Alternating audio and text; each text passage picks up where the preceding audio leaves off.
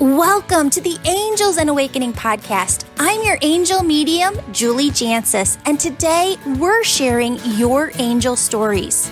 Why do our angels and loved ones above show us signs? Yes, they want us to know they're okay and at peace, but deeper than that, they want us to connect with them so that they can help us more from the other side. Friends, it all begins with your intuition, vibration, and experiencing oneness. Your intuition is your soul's voice. It's also how your loved ones talk to you from heaven. In this podcast, we teach you how to turn up the volume on your intuition so that you can hear their loving messages more clearly. We also teach you how to raise your vibration and feel your oneness with all that is. Friends, you are here to love, give love, receive love, be love, radiate love. And because your soul is love, all you really ever have to do is just be. Hello, beautiful souls. Welcome back to the Angels and Awakening podcast. I'm your host, Julie Jancius, and today we are here with Lindsay, Rita, and Carol. These are three beautiful ladies that you heard in January, also on the podcast. We shared a snippet from the small group that they so kindly let us share.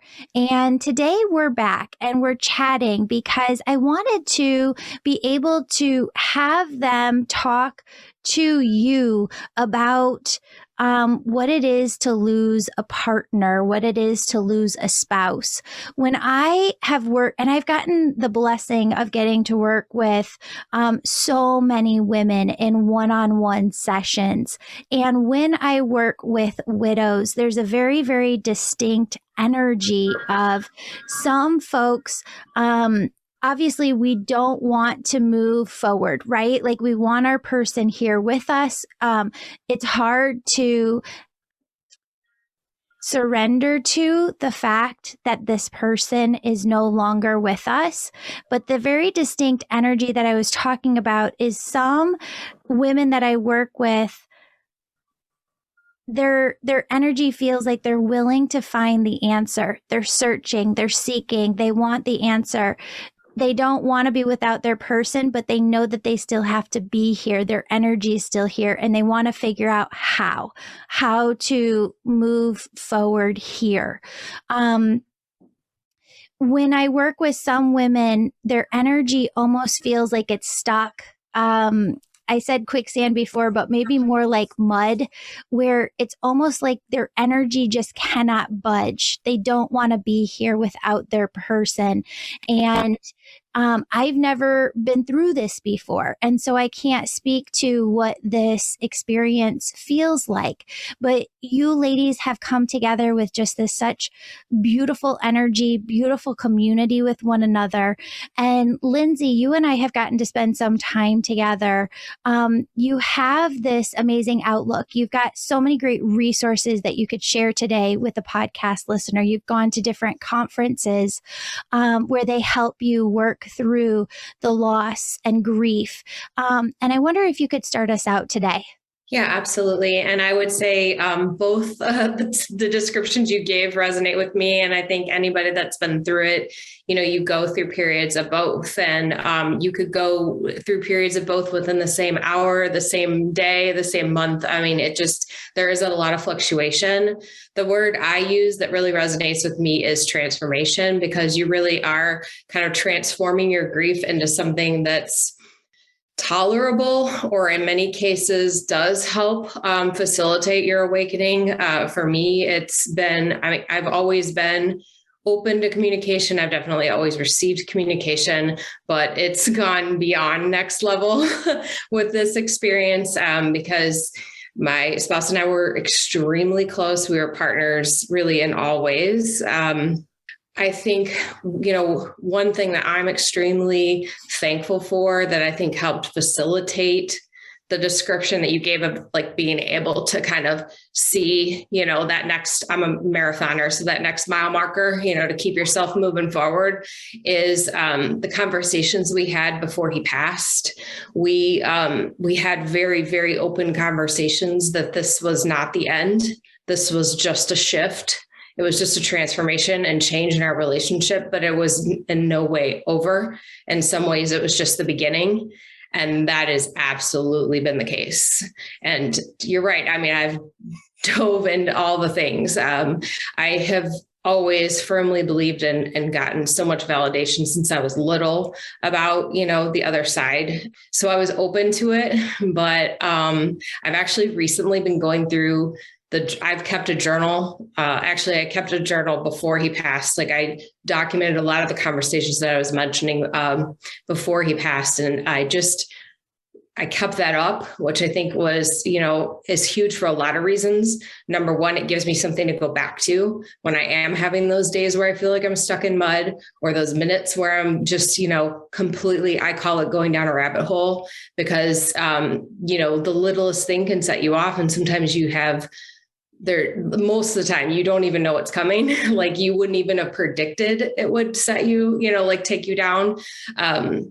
But you need to build your toolbox to like help you like climb out of that, because when you look at it, there are so many beautiful things to it. And I feel like for me, like if I'm actually thankful in a lot of ways, like it's strengthened our relationship. And I mean, we can basically transcend time and dimensions. That's pretty awesome, So when you take it and you step back and you look at it from that vantage point versus sometimes, you're just so deep in grief, you can't see past, your own face basically. But, if you have the tools, you prepare yourself, those days are going to come, those minutes are going to come. So you prepare yourself with the tools that are going to help you. I call it get more grounded. Like, so for me, it's like, getting back out of that rabbit hole and being able to see again, Yeah.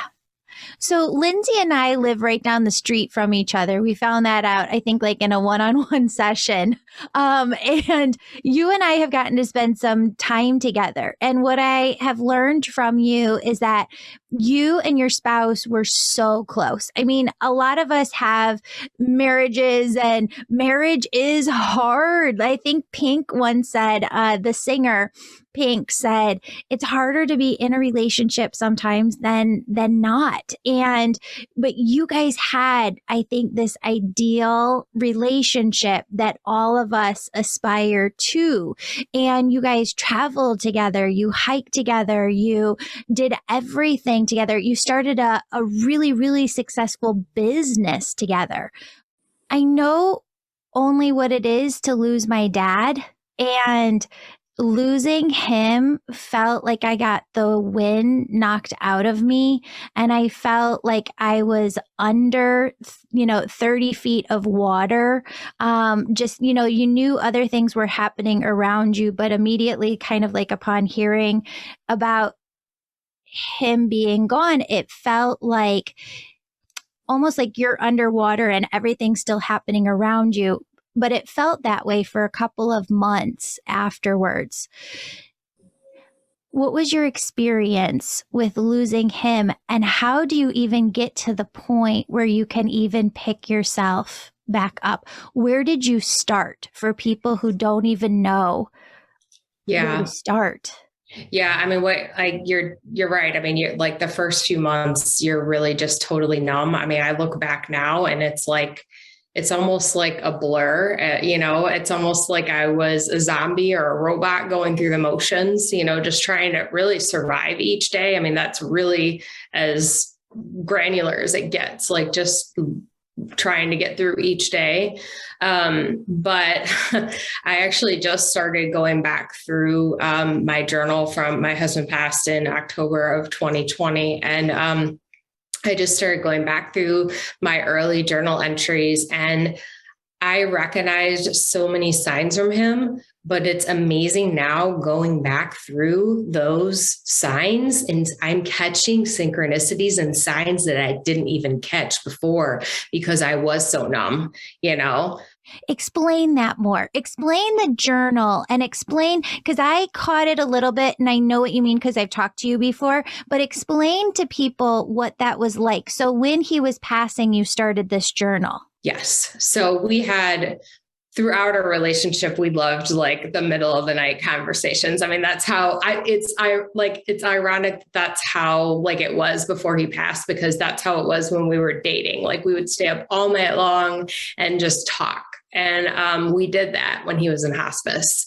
And I would sneak and write down like all the conversations when he would like fall back asleep. And so that I had those because I knew, like, I guess on some level, my soul knew, because I didn't consciously know, I wasn't thinking about it. But I guess my soul knew I was going to need to come back to that to help me heal.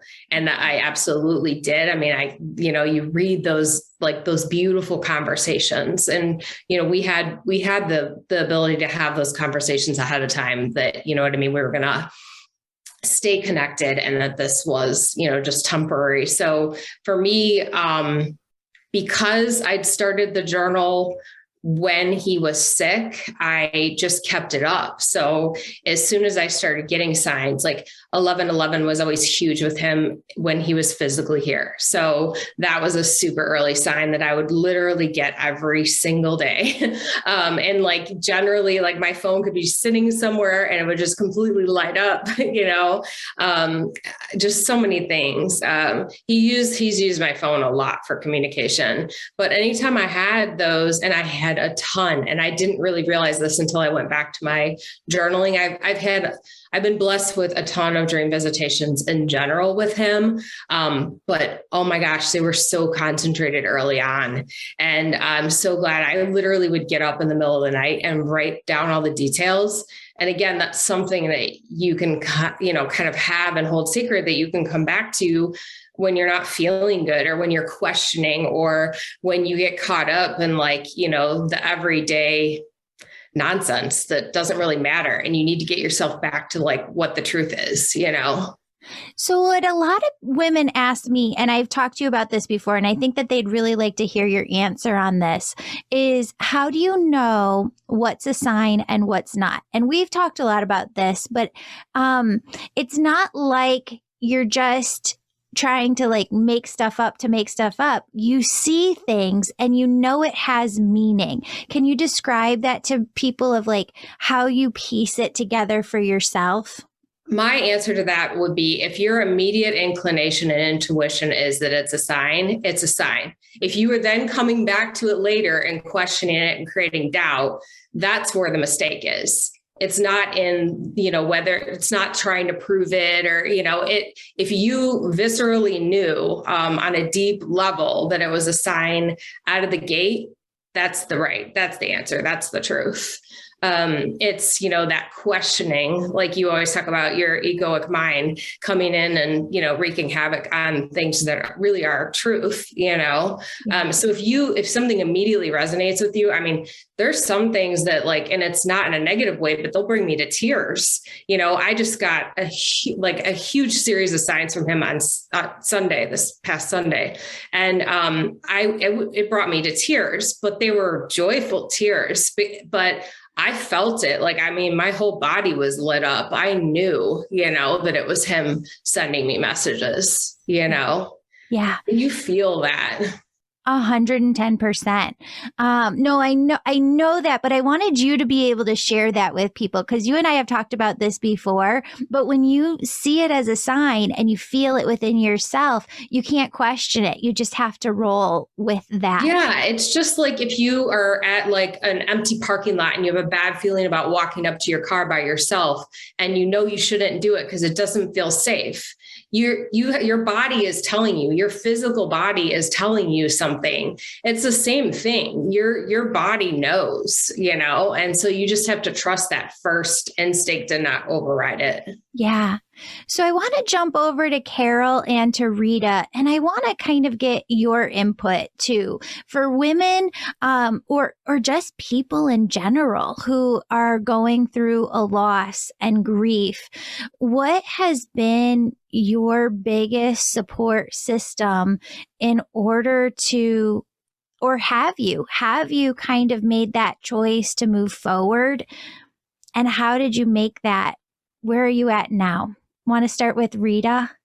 I just want to say everyone's experience is so different. And my experience was 25 years with the first man that I ever loved, first man I ever dated more than 3 months. And it was kind of like Carol's. We did everything together. We were both in the school system, so we had summers off. We could just spend our days together.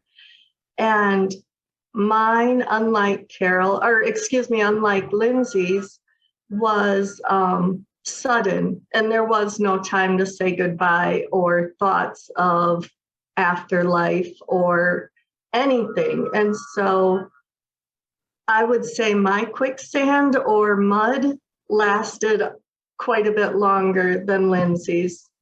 And I became physically sick because of it. And there was a conscious effort that I had to move forward. And if I wouldn't have moved forward, I would have been really sick. How did you get to that point though? Like how did you make that decision within you? I found your podcast. Wow. And I knew that I needed to speak with him. Yeah. And so I made a conscious decision that I was going to go see a medium. Yeah. And that's when I opened up to communication with the other side.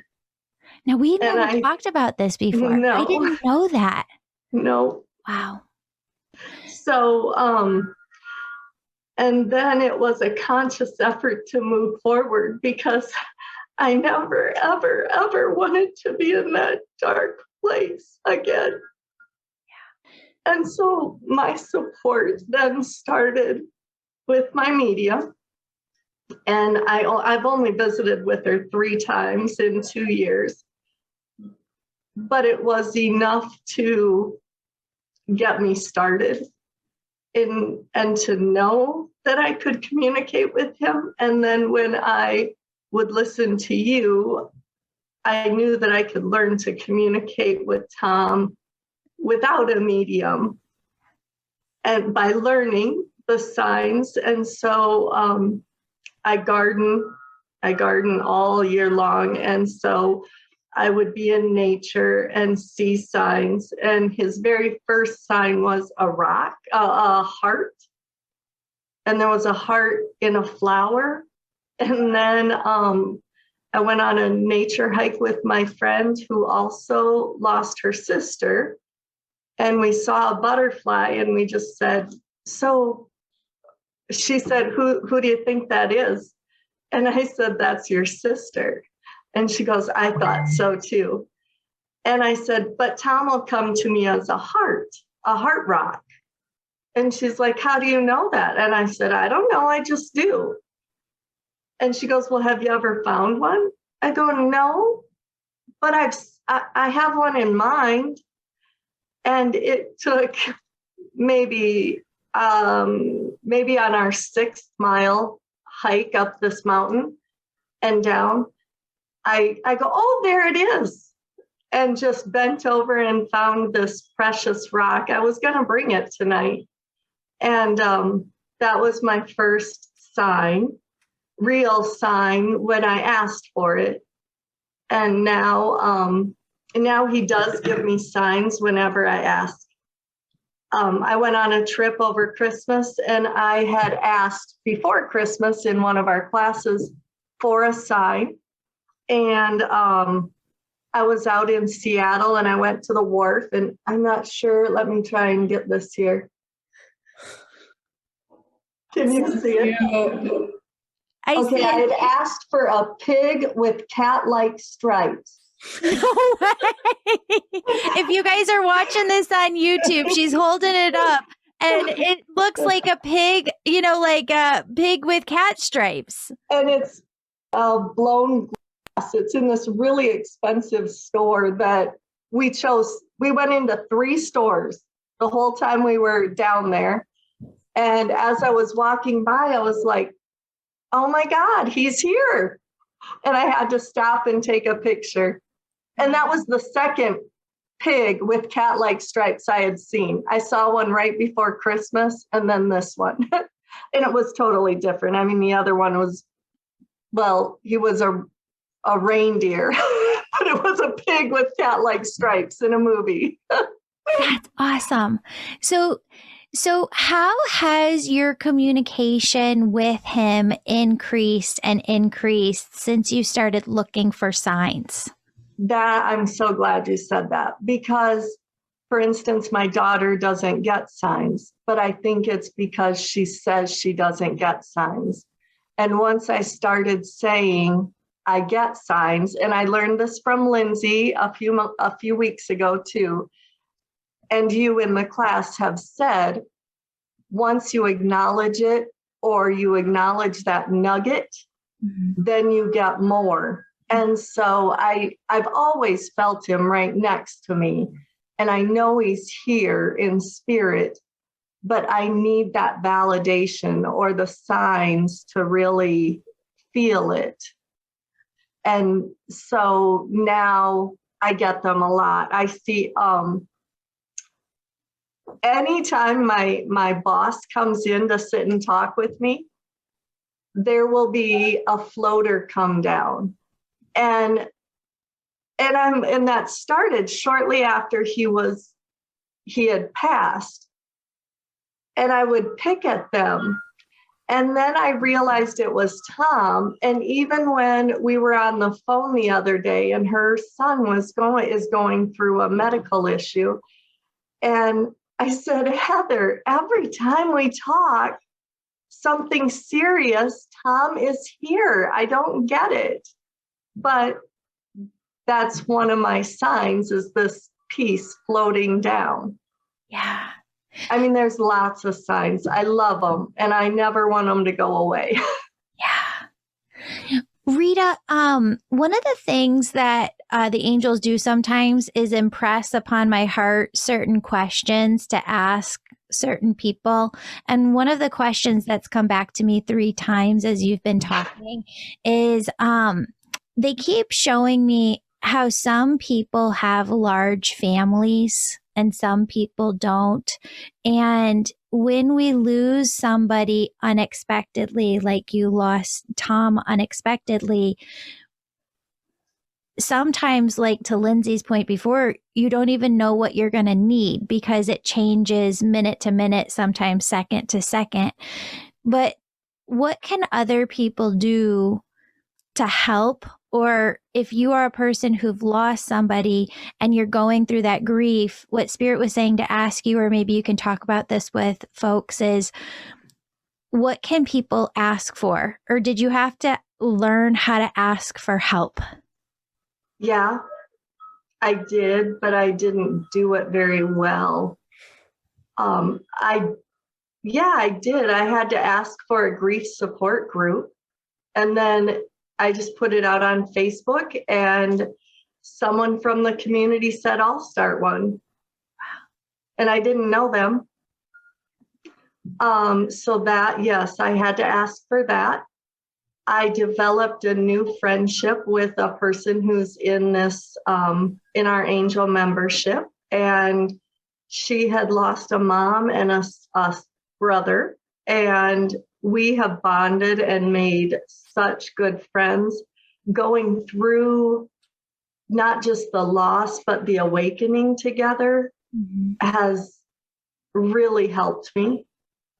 Knowing my friends, maybe the circle that you're with might change, and just to be aware of that there are other people out there that you might not have realized would be supportive, and they are. And Lindsay, I don't know if you want to talk about this, but you mentioned that to me before too. Like your circle really shifted. Yeah. It's interesting. I mean, one of the people I thought was like one of my closest friends, who actually has been through this, but definitely didn't go through an awakening as a result.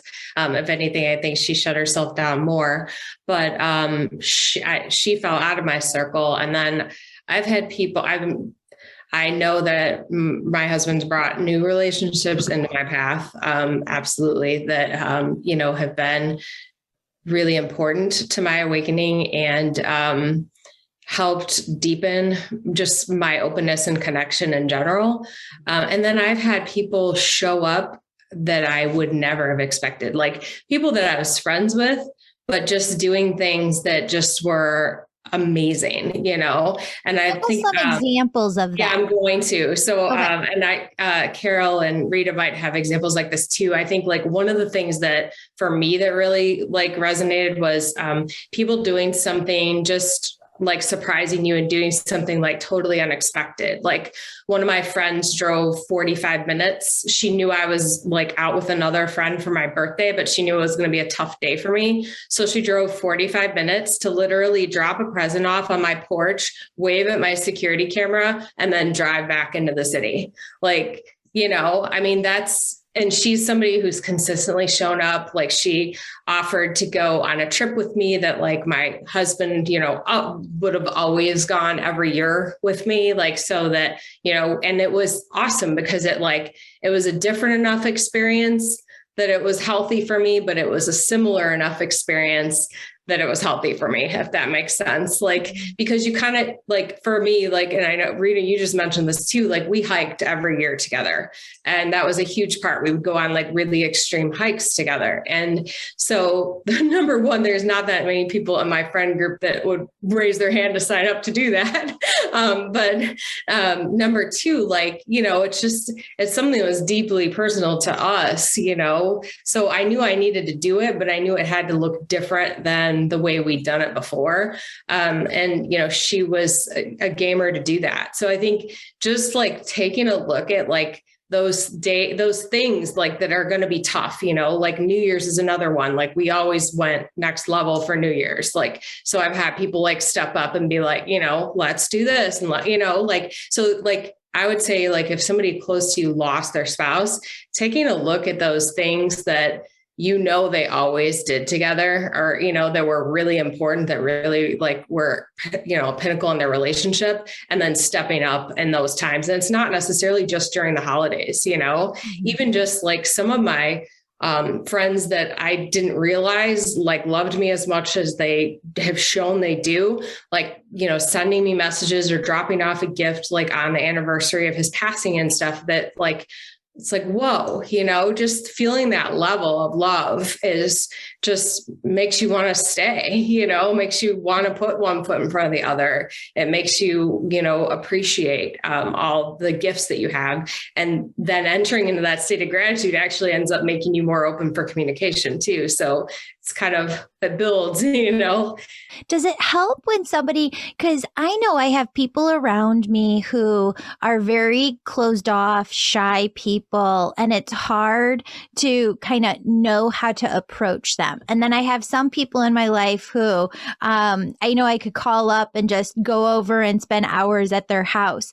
Is it better for somebody to approach a person who's grieving, a friend who's grieving, a family member, and just say, I don't know where you're at, but I'm thinking this. And if you want this, or if you're thinking something else, you know, I'm just here. What's the best way to approach somebody? Because people just have different personalities too. But it's so like, it's so hard because there are some folks who, and I've seen this, won't say anything to somebody who's lost somebody. And I feel like there's just this awkwardness with that and this total, it's just a weird energy.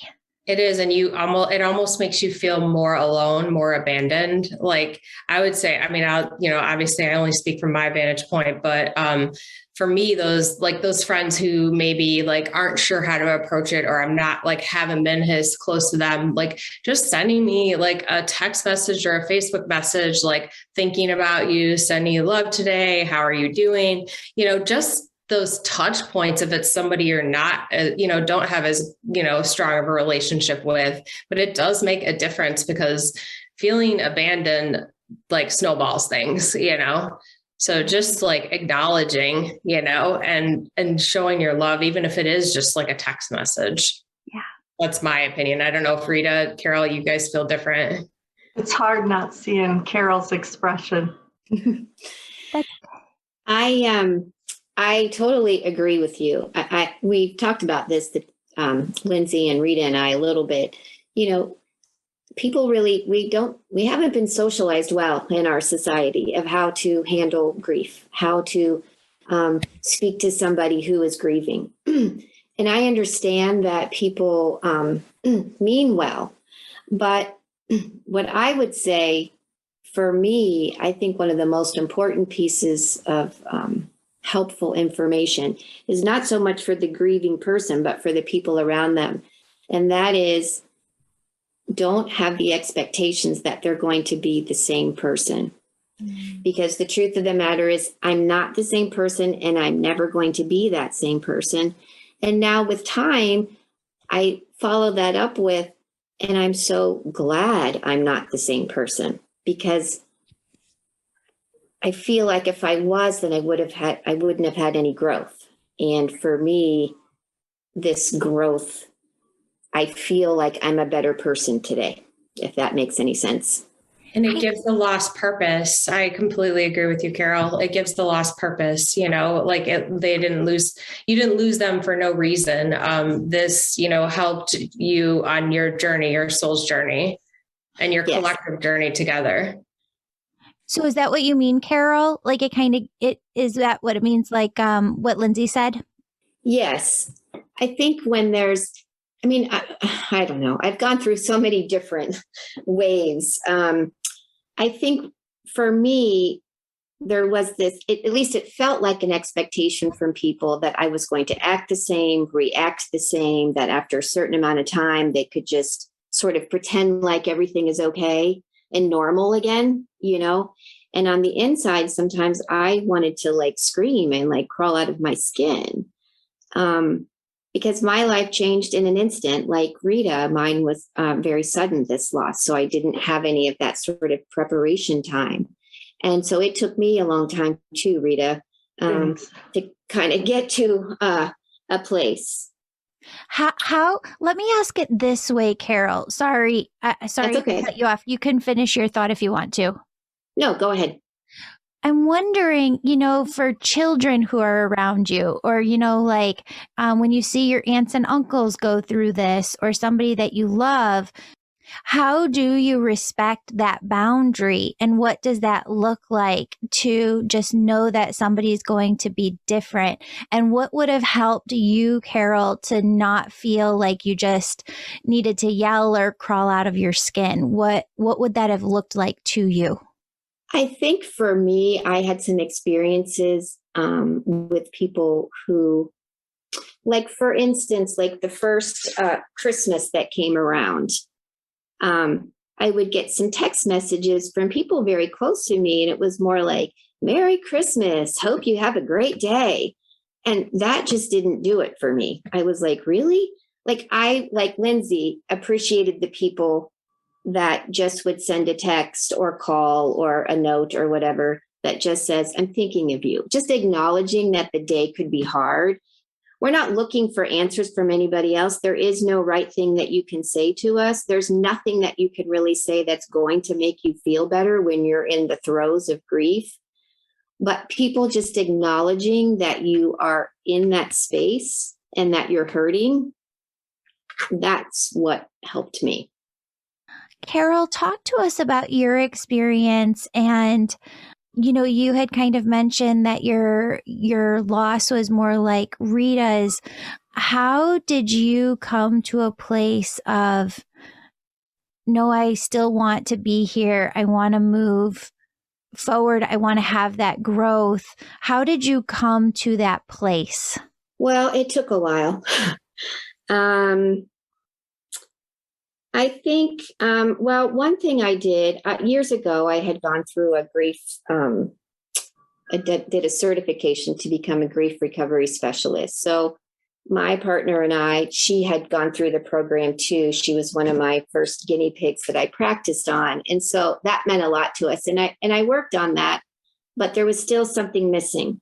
And for me, we had both been interested. We had been to a medium once before. For me, it was like, I couldn't find something that just really, really resonated. And I just needed to communicate. We talked all the time. Like Lindsay, we would have conversations in the middle of the night if we couldn't sleep. We talked about everything. We did all kinds of things together all the time.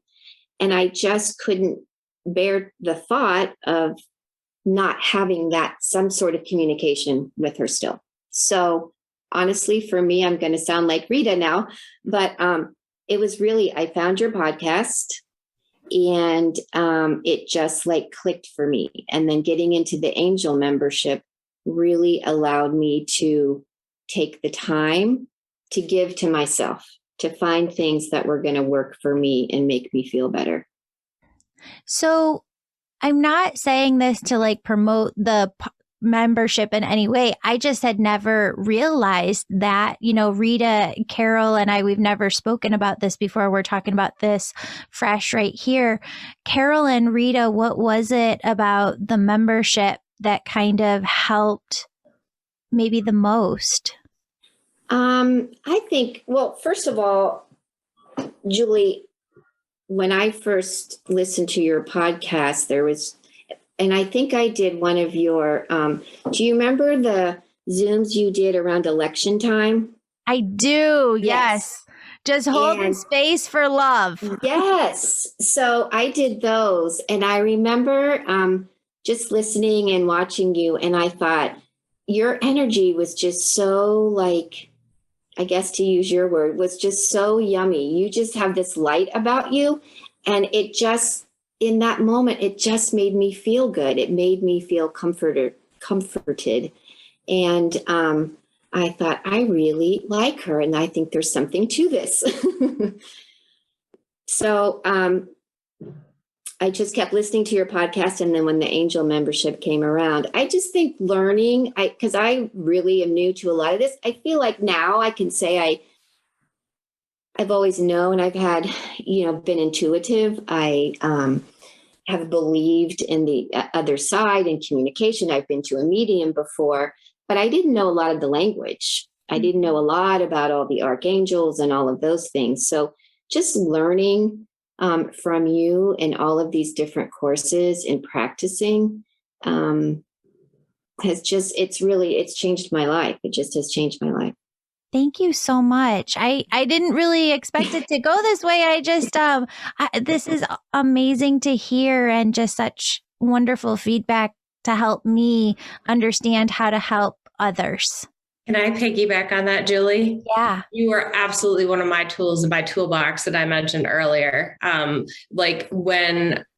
I've had a few times of like weekends, I've been around people that, kind of try to pull you back to that old energy, right? That, kind of just the everyday stuff that's not important, that doesn't resonate. And then you're kind of spinning like that. To me, that's one of the things that's going to set me deep in my grief the worst, is like things that just don't resonate with me anymore. And then I feel like lost, but anytime I'm trying to pull myself out of that, listening to the podcast reminds me of the truth and helps me so that's absolutely one of the tools in my toolbox.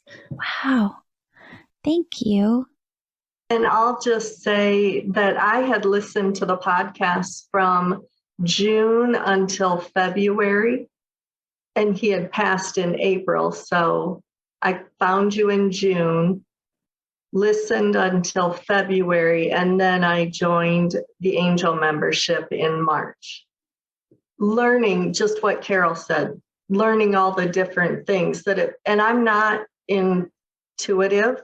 My daughter, I knew she was intuitive.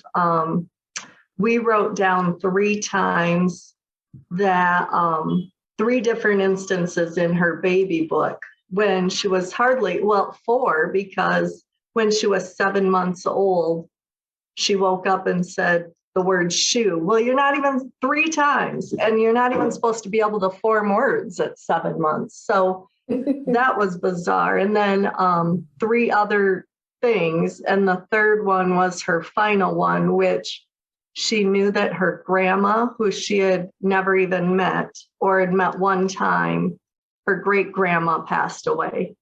And she knew the moment it happened and shouted out, Wow. She died. And unfortunately, we were with my other child who has Down syndrome and she had had open heart surgery, and then she got septic, or no, maybe she was septic beforehand.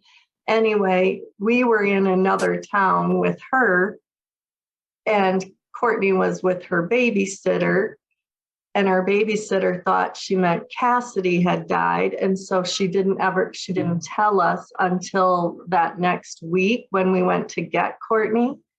And we said, Courtney won't be here on Tuesday. And she said, well, why? And we said, because her grandma died. And she said, that's what she meant. Wow. So I know that Tom believed, but he never believed in this stuff. He never understood the communication that could happen. Even though his higher self, I do believe, knew that he was going to pass that day. He didn't know, but his higher self did, and kind of prepared me in different ways now looking back. But I know that he knows now it's real, and thank God, because he communicates with me. There is just one thing I want to say that does help, and you have been doing it so gracefully. Lindsay and Carol and I talked one other day about things that trigger us. And one thing for me is when people say, so you've moved on?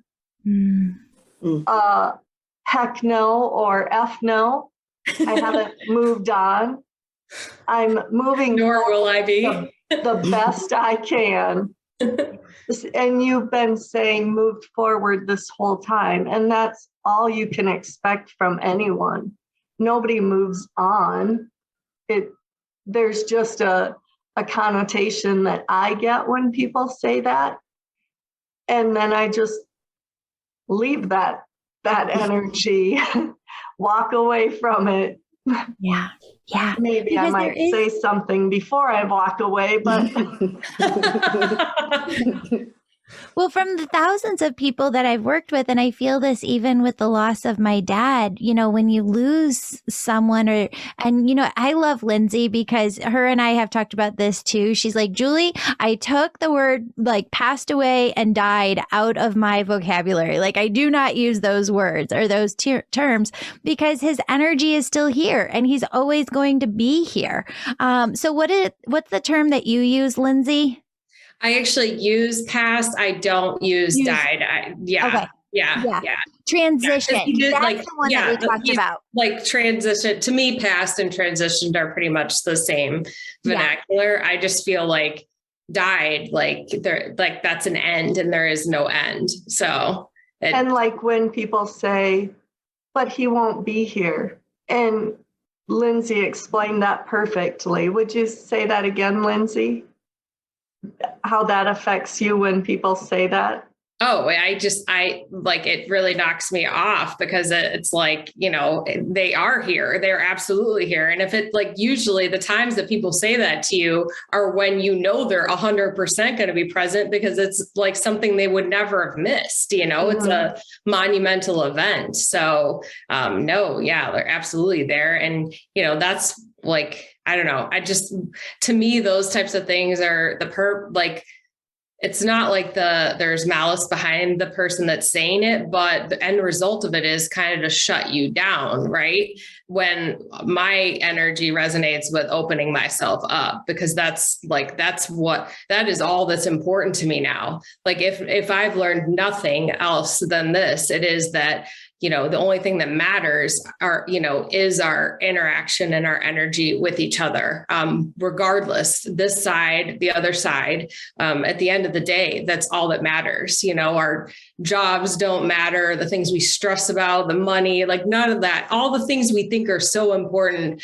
At the end of the day, when the chips fall down, none of it matters. It's all about this. So that's why it's hard. Like we were talking about the reframing friendships, when that's your outlook, it does shift your friendships just naturally, because what's important to you now is completely different. And to Carol's point, like you're never going to be the same because you've now seen that and you can't unsee it. Right. Yeah. Carol, can you tell us too, because I'm so sorry, here's what I want to do with this podcast. I'm doing this thing here in January. We're in January 2022, where I'm going live every night at 7:30 on Instagram. But I want to do this. I want to have each of you on separately, because I kind of had this envision a little differently. And I know all of you, I didn't know what you brought up tonight, but I want to share more of your story. So I could have each one of you on individually as well throughout the year to really tell your entire story, because I know each one of you have so much within your story that shares hope and faith that's going to resonate with other people and that they need to hear that. But maybe if we leave everybody with the couple of things besides the angel membership that have totally helped you to really find peace. Carol, would you like to start? And maybe peace isn't the right word. For me, being able to remember the good and not dwell on all of the hardships that happened and of the events of the actual passing, concentrating on the love, remembering the fun times and laughing. For me, I have conversations with her all the time. And I do feel like I hear words back from her often. And that gives me a great deal of peace. All the signs give me peace. And really just learning to be good to myself and not worry about trying to please others. I think people who don't know what to say to somebody who's grieving, they just kind of want it to sort of go away because they're uncomfortable. Mm-hmm. And I had to learn to just not worry about that and just do what I know I needed to do and feel how I was feeling. And I had to basically be my own sort of cheerleader. Yeah. So I'll give mine. I would say for me, meditation and journaling, which I've talked about a lot. For me, being in nature too. I walk outside religiously. If it's not sub-zero, I'm outside, and I use that time a lot of times to communicate. I mean, I'm communicating all day long. Every minute of every day, I'm communicating with Roger on something, but I really tune in when I'm outside, whether I'm walking or, on a hiking trip. And I guess the other thing I would add is I will frequently remind myself when I am in, a really deep state of grief and, trying to get out of the rabbit hole, that it is a sign of my gratitude of the gifts and signs that he's sending me to help keep myself higher vibration. That's how he would want me. I mean, I know that's how our significant others, all of us, they want us to be happy. And so I try to remind myself that, he's giving me these gifts, and it's a sign of appreciation of those gifts when I raise myself up. That's a very good point. I should say learning to be gratitude is a big deal. And I've really been practicing that, and I can see how that makes a difference now. And I'm not sure I ever really totally got that before. But gratitude is everything. Mm-hmm. It can change the moment. Yes, it can. I would say some things that really helped other than Julie is being in nature, gardening. I've not gotten back into my hobbies of jewelry making or stained glass or, I used to do everything, but eventually I will. My grief support group has really helped. And also I'm still in counseling. I did counseling every week for a year, and now it's every other. Or sometimes we go a little longer, but that has helped. Making new friendships have helped. I don't communicate, or I should say, I don't have conversations with Tom all the time like you ladies do. And I wish I did more. I don't know why I don't. I always think of him. Every moment of the day, I think of him. That's something I'm working on. I want to talk with him more. I have automatic writing. I have done that with him 3 times. And actually, he wrote the poem that is on the bench part of his gravestone.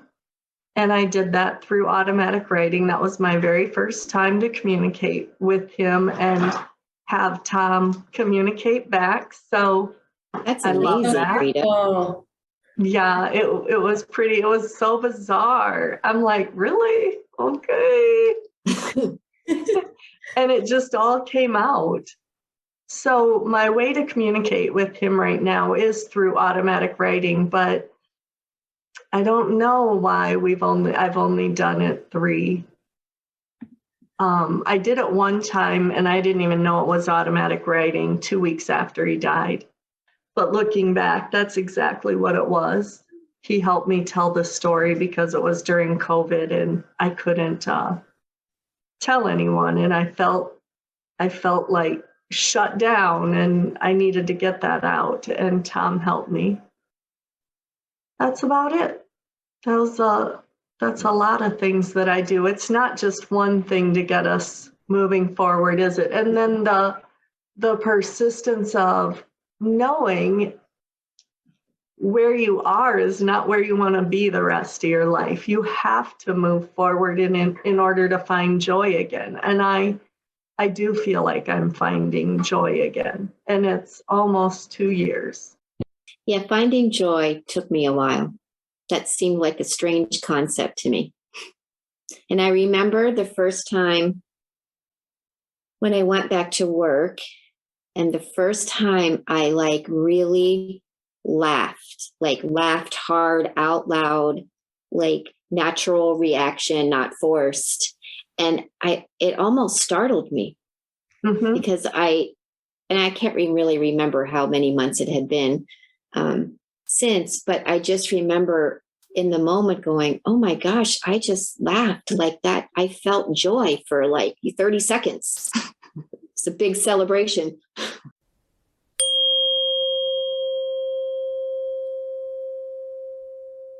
Friends, when you buy a ticket to one of my upcoming events, you're not only learning more about your angels, but you also get to support this podcast. In February, we're going through the Oneness course all together. This teaches you the basics of connecting with the other side. On February 26th, I'm teaching a workshop called How to Become an Expert at Automatic Writing, which is another fundamental tool in connecting with your loved ones and angels in heaven. You can sign up for my course, Angel Communication Part 1, which begins March 1st to help you hear, see, feel, and know the angels on your spirit team.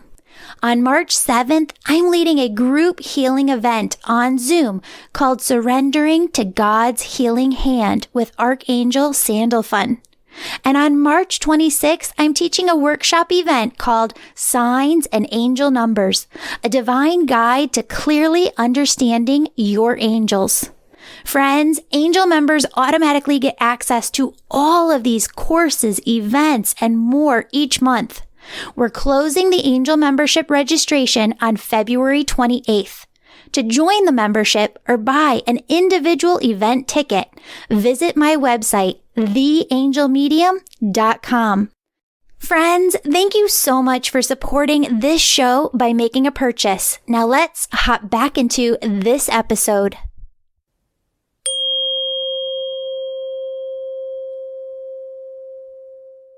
Someone just commented on a picture I put in Facebook because my niece is a WWE wrestler and they were in our town or in our state this weekend, and I had put a post on Facebook, and she wrote back and said, "Your eyes look so beautiful." And I just wrote back and I said, "I'm feeling joy again." So yeah. It's funny how people can see that, Yeah.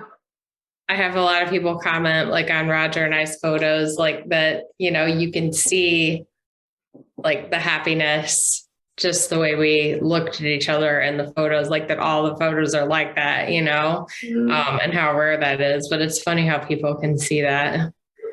And isn't it funny too, like the simplicity of some of the things that like can break you out and like give you joy, like, Carol, what you're saying, like that you laughed at. Like for me, sometimes it's like the simplest, probably stupidest things, that like, bring you a few seconds of joy. And then it's like, I'm always so thankful when I do get to do that, Yes. And sometimes it's like things that are like a funny reminder of, like our significant other. Like my husband always mixed up euphemisms. Like he'd like put two together that don't belong together. Like he was notorious for it. Like me and his kids always made fun of him for it. And today I was on a call and somebody was mentioning that their old boss did that. And they were giving examples. And I'm like, oh my God, like the only other person that I know that did that was Roger. Like, and he was notorious for it, Yeah, all those like inside jokes that you have, that I can laugh about. I'll say something or do something and I'll be like, oh my gosh, because it'll take me back to a memory and I can find joy in those moments now. Yeah. And I think the other thing that's interesting too, and tell me if you both experienced this, but especially in the beginning, in the early months, it's amazing that you can feel so sad, so deeply sad. And maybe there is one little piece of joy, or you get a piece of good news from somebody or something, that you can feel so sad and for a moment happy at the exact same moment. Totally. I mean, honestly, even in the context for me of the person's passing. So since Roger was sick, like I felt joy of him being released from his body that was holding him back, that didn't resonate with him. So I had true joy for that, but yet the most unbearable, deep sadness at the same time. Yeah. And when people would say to me, well, just think about all the good times and the good memories. And again, didn't that help you? In the early months, I thought, well, I mean, intellectually, I guess I understand that. But for every good memory I could come up with was still the gut punching, reality of she's not here. And I feel like at the very beginning, like you're so numb that nothing really resonates, Yes. It's only months or weeks later that you can look back and go, oh my God, I must have just been a zombie. Oh, exactly. Yes. So how did I make it through? I know, like, how did you drive? Like, how did you walk? Like going? Yeah. That's funny.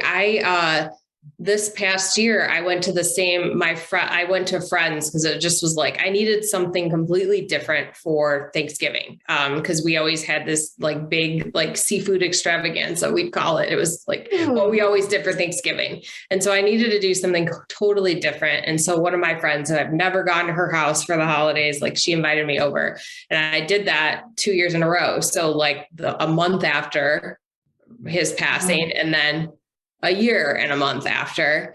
And I literally was on the drive there this past year and like remembering the drive there the year before and like, oh my God, like, how did I even, like, I remember, like, all the numbness kind of came back to me. I could like feel it. And it was like, I feel like a different person than I even was a year ago. And I was like, how did I even drive there? So could you imagine not wanting to move forward or not being able to move forward from that point? You know, some people get stuck in that. I know. Like what? So I've got a good friend of mine. She lost her husband and like her whole network. They're older, but like her whole network of friends, like all lost their spouses. And there's one of them who is like that. She's completely stuck. Yeah. And just getting out of the house to go to the grocery store has been like, I mean, it took her over a year to get to that point that she could go to the store, you know? So, and then it's like, you feel so bad because it's like, I just can't. Being in that darkness and that cloud and that illness for my longest one was like 2.5 weeks. It was right before my anniversary, but my first anniversary. That is what propelled me forward. Okay, that night of my anniversary was not near as bad as the 2 weeks building up to it. Right. But once I got over it and I realized my first cloud opened, you know, like it wasn't so dark anymore, literally so foggy anymore the next day. And I was like, I never, ever, ever want to go back to the last 2 weeks. And then the next time when it hit, you know, like right before his birthday, I was like, oh my God, no, I've got to find peace. I've got to find peace. And that time it maybe only lasted 2 or 3 days. But it was, again, that knowing I cannot be here. This cannot happen. I'm not sure I can make it out of that. Literally, I could not breathe through the crying for that 2 weeks. Yeah. I think totally that brings understand. up a really good point, like not to let yourself get anticipatory anxiety. Like, for me, like if you create a buildup, you're going to have a buildup and then you're going to like go tanking down. If you stop yourself and put a different picture in your mind of what it's going to be versus this horrible day that's going to be, you know, more than you can handle. Like you have to flip the script in your head, you know, and shut yourself off from like creating that huge anticipation, because like you said, it's like the buildup's actually worse than the event itself, you know, but you have to like train yourself to shut that off. Yes. And I learned the difference between grief and mourning. My grief, that is my grief, that deep, dark sadness, the intense pain and unable to breathe sometimes when you're crying so hard. And I choose not to grieve anymore. I mourn him, which means I celebrate his life now. And I'll mourn him the rest of my life. But mourning to me is not a deep, dark sadness. Mourning is a celebration of life. And I have to choose that. Love that.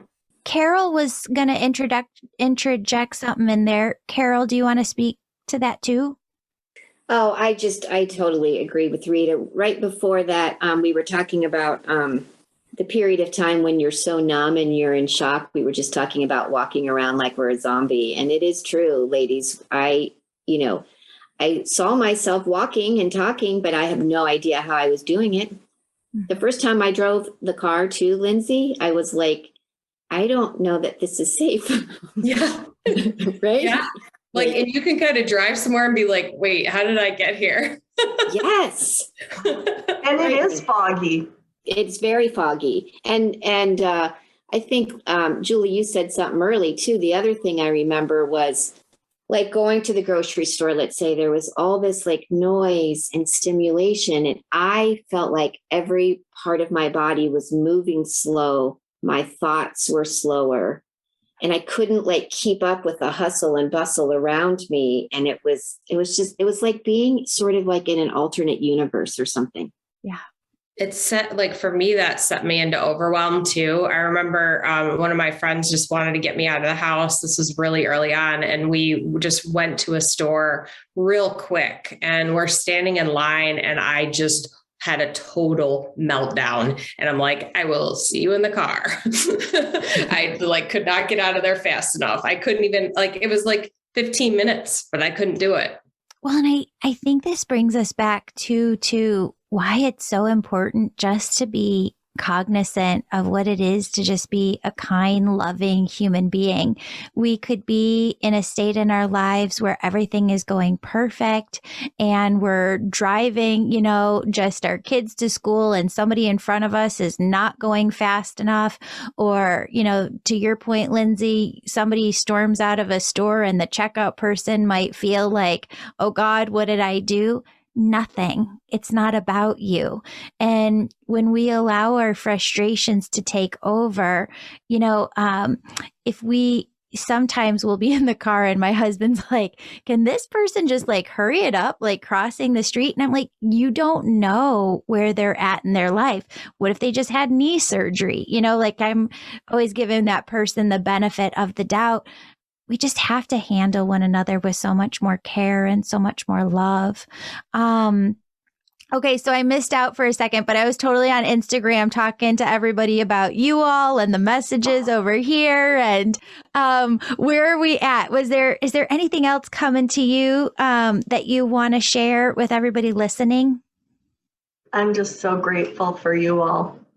And that's the reason I joined the community. It is for that, right, that the people are going to resonate with you and you don't have to dig to find your people. Like we were talking about in our small group yesterday, you found your tribe, right?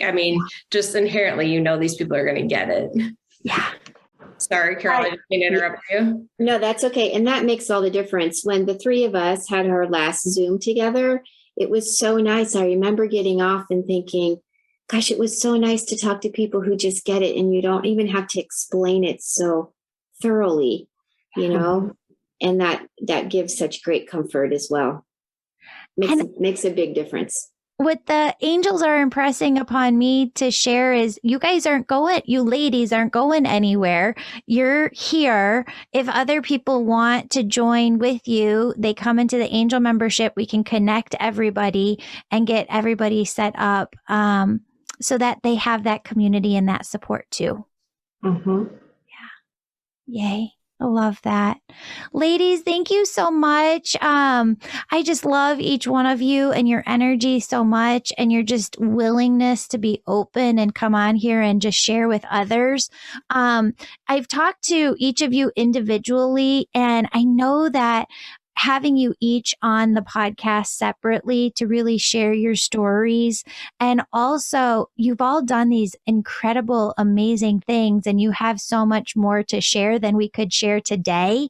So I hope that we can do that as well. Friends, thank you for being here. You're welcome. Thank you.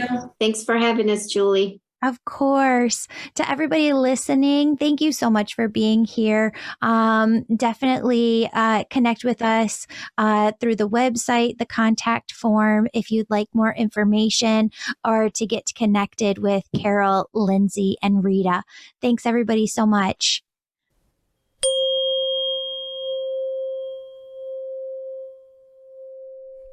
Beautiful souls, did you know that you can book a discovery call with me personally to talk to you about the angel membership, about the Angel Reiki School, to help you decide which is right for you? If you want to book one of these discovery calls with me, what you can do is go on over to theangelmedium.com, go to the monthly membership tab, and then look at the very top. You're going to see a button that says book a discovery call. Click on that, book your time, and I will meet with you to decide and help you work through which program is right for you. Friends, thank you so much for being here today, and I hope you enjoyed this episode. What we have next for you is a mini meditation to help you set the tone and the energy for the rest of your day. And don't forget to start each morning with the 31-day Angel Success Formula. Those are the 31 free episodes that we just aired in January 2022. Thanks again, friends. Now I hope you enjoy this mini healing meditation. As you do this meditation, you'll raise your vibration and the vibration of the planet. Friends, what I want you to do is to just get into a relaxed position. If you are driving, operating machinery, need to concentrate, then this meditation is not for you. But anyone who is able to focus their attention on it, please join me. Friends, I want you to start by taking a deep breath in and a deep breath out.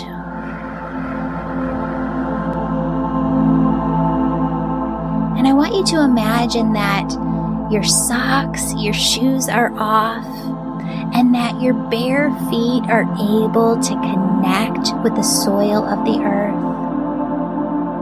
And down through the bottom, the soles of your feet, are these large roots that go down far and wide into the earth.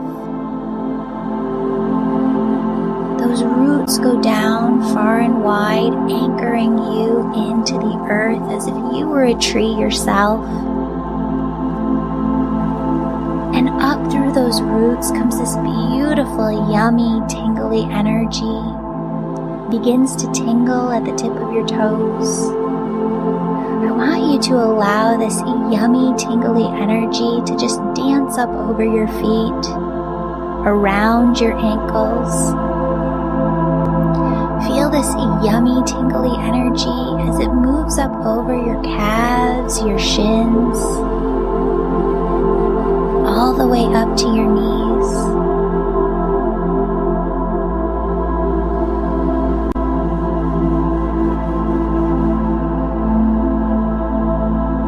Feel this energy at your knees and allow it to move up the thighs, the hamstrings, all the way up to the sides of the hips.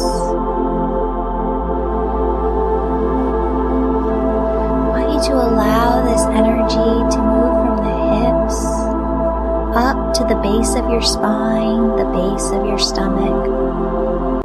And I want you to feel this energy as it climbs up the spine and the stomach, all the way up until it reaches your heart.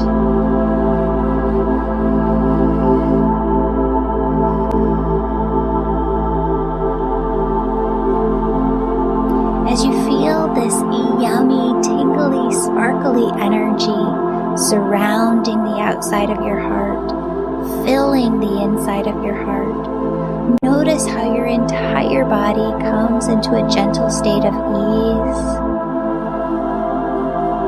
Allow this energy to move up into the shoulders, into the neck. Feel it as it fills your entire head, front to back, side to side, top to bottom.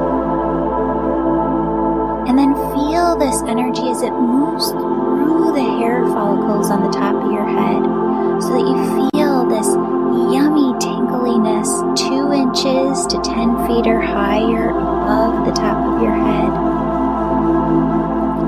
Friends, you might feel like there's a string above your head lifting you up towards the sky. You might feel an airy floatiness. You might feel an expansive spaciousness. What I want you to do from here is imagine that there is this large opening at the crown of your head. It's the size of a cereal bowl, right? And I want you to imagine that it extends upwards towards heaven and that God sends this loving, peace-filled oneness energy. It's love, it's joy, it's peace, it's bliss, it's ease, it's grace. And God just sends this energy through the crown of your head. It moves through your head, down through your neck, down through your shoulders, and it starts to pool. This God energy starts to pool around your heart, within your heart. And I just want you to feel that for a moment. And I want you to just tap in and notice. I want you to notice that your heart, your physical heart, is one with your body.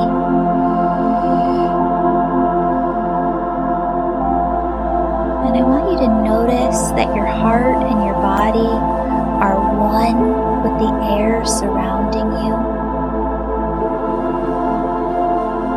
And I want you to notice that your heart, your body, the air surrounding you are one with all life here on earth. All plants, all people, all animals, all life on earth. And now notice how your heart, body, air surrounding you, all life here on earth are connected to everything, everywhere. Friends, did you notice how your body got more expansive, your energy got more expansive, and you could feel out into your auric field, you could feel out into the energy of the world, into the energy of everything, everywhere. Friends, that is oneness, and you can carry oneness with you in your everyday. I don't want you to stop here. I don't want you to open up your eyes. I want you to continue this meditation and to see that surrounding you are angels. You have guardian angels around you. You have cherub angels holding this space open for you to get into oneness at any time. You have archangels working with you in every area of your life. You have loved ones on the other side. See them in detail, friends, because you seeing them in detail is the exact same thing as you going to them on the other side, knocking on their door, asking them to spend time with you. They love you so incredibly much. They want to spend time with you. They want to develop that relationship with you. When they're there, you're here. I know it's different, but you can still have that beautiful, incredible relationship. All of these beings, your angels, your guides, your loved ones on the other side, they form your spirit team who's always working to guide you, direct you, protect you. Friends, what I want you to do is just take some time with them right here, right now. What they want you to know is that they are working with you all the time. What they want you to know is that they are sending you signs and symbols to show you that they're next to you. Friends, they ask you to see that they are bringing in gift after gift after gift through your heart chakra to bless your life with miracles. Friends, it's your job to remain open, to believe, and to trust that they are working miracles in your life. Friends, I love you. They love you so incredibly much. Stay open and know, believe, trust, have faith, know like you know that they are working with you always. See you here next time. Have a blessed day.